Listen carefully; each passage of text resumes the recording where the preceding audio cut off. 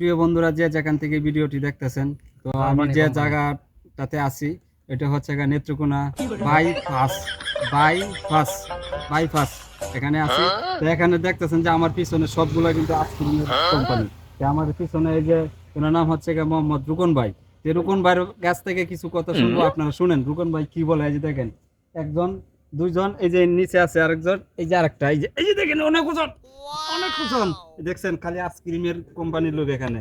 আচ্ছা রুকন ভাইয়ের কাছ থেকে শুনি। রুকন ভাই, হ্যাঁ ভাই, এটা কোন ফ্যাক্টরির আইসক্রিম? এটা হলো রুবেল ফ্যাক্টরি। রুবেল ফ্যাক্টরি। আচ্ছা, যাই হোক দর্শক বন্ধুরা, এই যে আপনারা শুনছেন, এই যে রুকন ভাই বলছে রুবেল ফ্যাক্টরি, কিন্তু মূলত হয়েছে রুবেল ফ্যাক্টরি।